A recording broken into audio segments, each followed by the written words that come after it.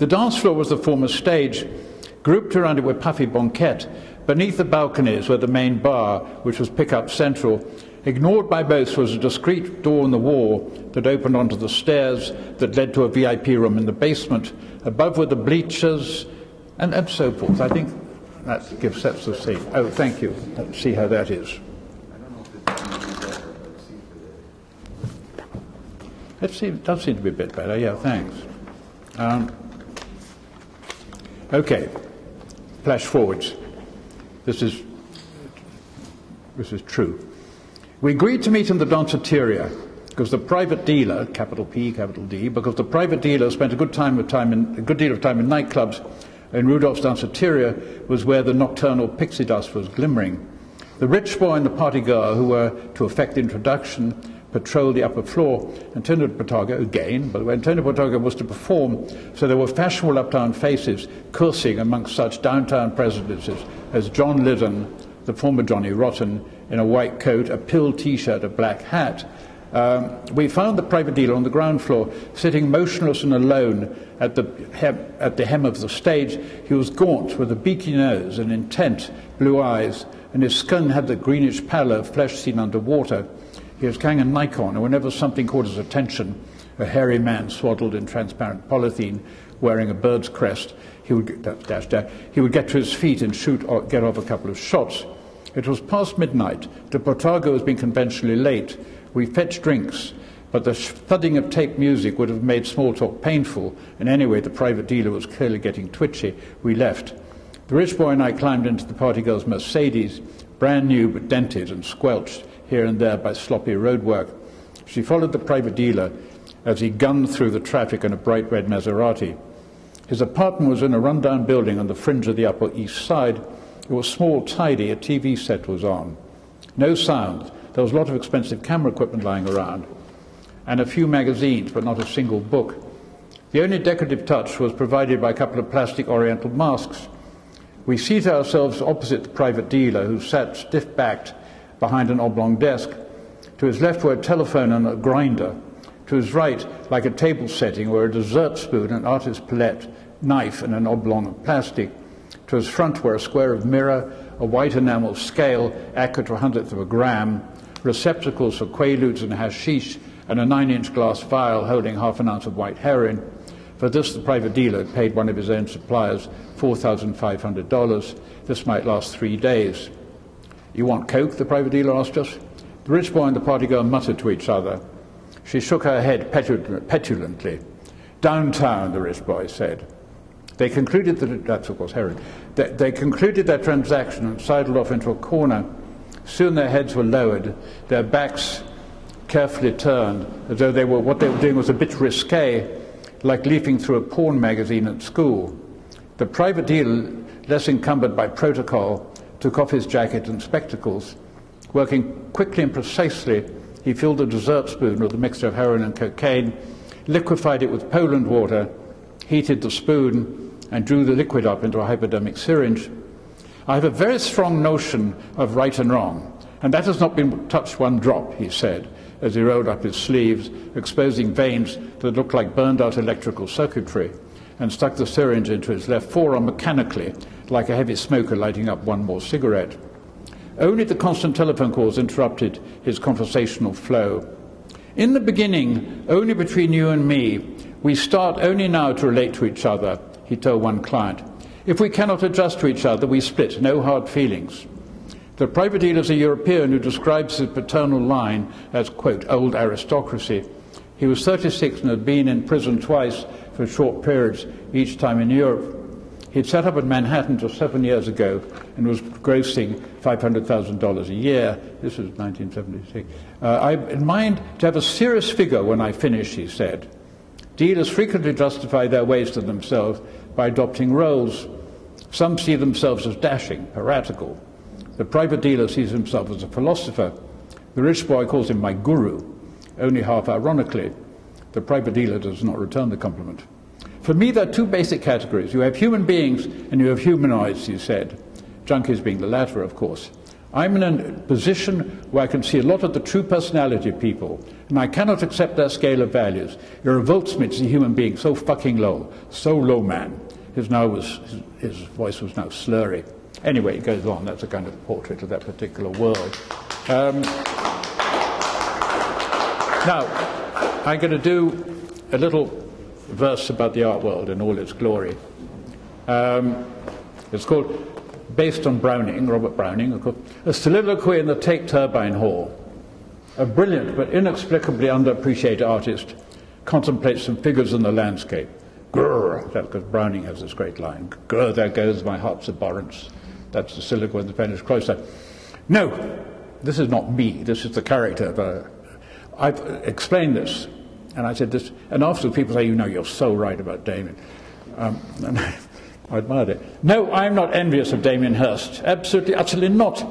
Not one smidgen, one tittle, one jot. Why should I care that he's hotter than hot? Not one iota, no thought is remoter. Do you hear me, Nick Sorota? Just because Hirst always has to be first, because he needs to blow up or burst, why would I want to see him immersed in formaldehyde next to his putrid shark and sold as a set to an oligarch? Let's whack that idea clean out of the park. I'm not at all jealous of Damien Hirst. I'm in Burlington House. It's a subject switch for some art world showdown, I forget just which. When out in the courtyard there's a Ferrari. I trot outside to see what's the story. There's paparazzi, it must be a star. Posh and Bex by the brouhaha. No, it's Tracy Amin with her bum on a car. I'm not envious of Tracy Amin, she's a drama queen. Who knows where she's been? But a word in your ear, Tracy, my dear. Whinging won't make you Van Gogh or Soutine. I really don't hate the Chapman, this is mostly about the Brits. I really don't hate the Chapman twins, they're loony bins, the Chapman twins. Francisco Goya, call your lawyer. Some of your art died for their sins. I don't really mind the Chapman twins. You art lovers are obviously all at Frieze. I hope you had all of the fun of the fair. Art here, art there, art everywhere. Like bidding rings and conspiracies. Consultants with dubious degrees and lovely girls pimping galleries. Cutting edge, it's paper cuts. Pools of stage blood, but no signs of guts. Do I go to Frieze? Are you serious? Please. I wholly don't need the Gagosian team. OK, they're a multinational dream, but I wouldn't want a dealer, is that too much to ask, who looks like he's wearing a stocking mask and carrying out some nefarious scheme. And I wouldn't want to print my work on Saatchi online. If every bad artist got slapped with a fine, it might put a stop to our culture's decline. Just calling it art doesn't mean that it's fine, so don't look for me at Saatchi online. If original minds, not the usual clique, got to put up names for the Turner Prize, you might get a refreshing surprise. Instead of those annual sights for sore eyes, those derivative chunks of Duchampion chic, you might see real art, but I fantasize. That coterie will never have time for the likes of me, so they can stuff their Turner Prize up the appropriate part of the anatomy. So what should we make of Richard Prince? God knows he's given us plenty of hints. The Marlborough Cowboys as re-photographs, the jokes so lame that they limp in on splints. Celebrity pics with mock autographs. He's a postmodernist, a barrel of laughs. But then something happened. Prince painted a nurse. Then nurse after nurse after nurse after nurse. The collectors pounced, the prices bounced, at which the collectors moved into reverse. They saw the fellow had been prolific in different styles, and that was terrific. There's no product shortage like Johns or Vermeer. Picasso's the business model here. But dear collectors, please sit on your paddles. Marlborough men, just hang up your saddles. The jokes flutter home to the internet. OK, I'm done. Well, not quite yet. I forgot. Did I mention Damien Hirst? I really don't want to see Damien cursed, the Lord of the Flies, completely defaced, his halves of calves turned to toxic waste, his skulls turned dull like diamonds to paste, his spins come unspun, his dots all gone black, his cigarette ends stuck back in the pack, while he's teaching himself to paint in a shack. Paint like bacon. Damon's dreaming. That sound you hear is Pope Innocent screaming.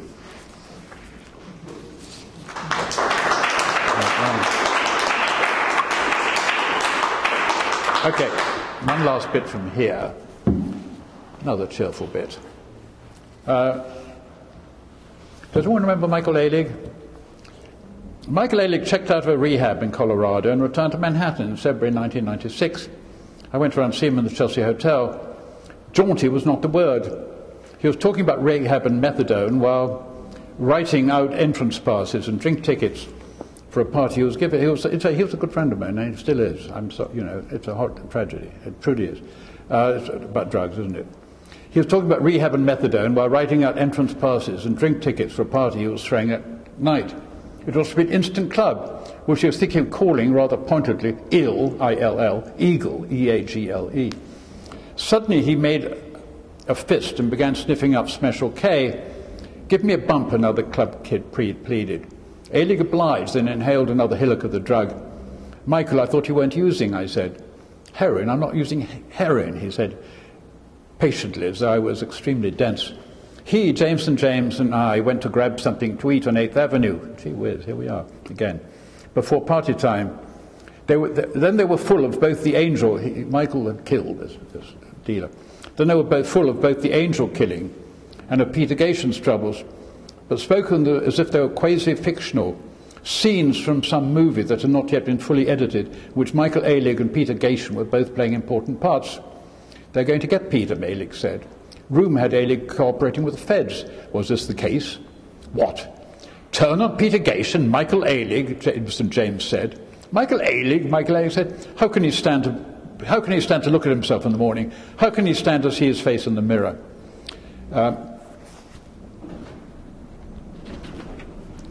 More.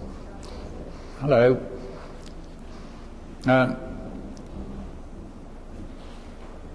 As for ecstasy, Ailig spoke of it with disdain. Ecstasy was the 80s. The line was always that ecstasy was a reality drug, but ecstasy was fake reality, Ailig said. You thought you were happy, it was just a cover-up, you understand. You felt happy while you were on it, when in reality it wasn't happiness at all. K is 90s, K is reality. When you're down the K-hole, that is reality. You understand what I'm saying? All the stuff you don't want to face, it forces you to face whatever has happened to you. Who wants that, James and James Street? It is reality, Ailig repeated doggedly. That's very 90s, I think. Out in the street, insanity returned. Ailig passed a restaurant he identified as one of the haunts of the departed angel and peered anxiously through the window. "Look, they're looking at me," he said. "Of course they're going to look," St. James said, "if they see you jumping up and down and pointing and making faces like a monkey." "I did it," Michael Ailig screamed full throttle. "I did it. I couldn't stand him anymore. He bored me. I killed him." They scampered gleefully back to the Chelsea. "Why do you say all that?" I asked. "Was it a joke?" "I don't think it's a joke," Ailig said, suddenly sobered. I asked what happened to Angel Melendez. "He was a drug dealer," Ailig said, his voice gone far away. "Drug dealers disappear." Angel disappeared from the conversation. An inconvenient reality showed up, though. His body had been in the morgue for several months, mislabeled as Asian, was ID'd on a slab in Staten Island, etc.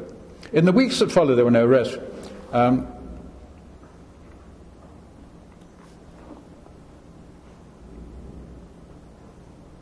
Soon Michael Ailig was blithely giving a party every Friday in the Mirage, a club on West 56 on the river.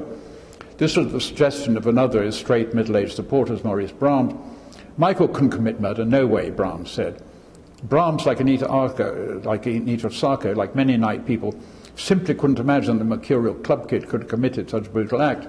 It must be a stunt, a gothic joke, like the time he'd show up at parties wearing a neck brace, or the time he'd shown up on the Geraldo Rivera show, Rich Kids, Club Kids 94, made up with purplish-green bruises on his forehead and on both sides of his neck, and so forth. Now we'll get back to another cheerful one. This is called... Actually, this is the one I was going to finish with, so I won't go to this one. Okay, this is a little piece of New York reportage. It's called The Social Scientist. You've seen me around, I'm the everywhere man. I get out and about wherever I can. I've got an ordinary face, I wear an ordinary suit. Nobody knows me, do I give a hoot? When I hit the town, I aim for the top. My target events are the cream of the crop. If the A-list will be at a charity hop, you'll find me difficult to stop. Benefits for the ballet, the opera, the zoo, for who cares what and who gives a shit who. I sneak into dinners with the killer elite. $4 a grand just to meet and greet, and to park an expensive rear end on a seat. It's that or a bag of crisps on the street. If the clipboard Nazis start coming on hard, I can produce a business card, which somehow seems to indicate, although it doesn't exactly state, that I'm with a media conglomerate, so the clipboard Nazis sometimes won't take the risk of making a serious mistake.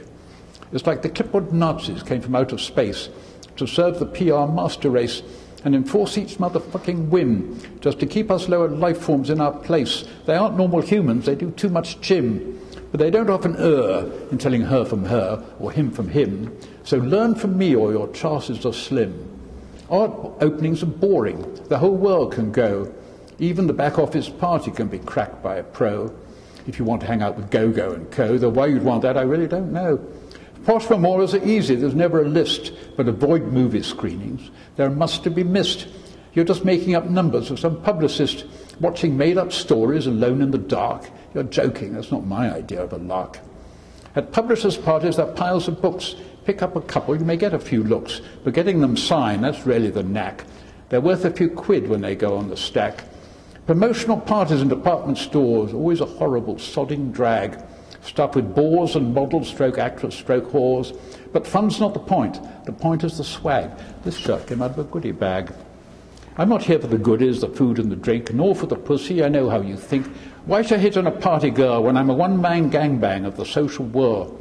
So I can be chucked out now and then by a clipboard Nazi with a poison pen. But I'm the everywhere man, I know this town. One way or another, I'll bring you all down. Anyway, that's all right. I think we all know a few people like that.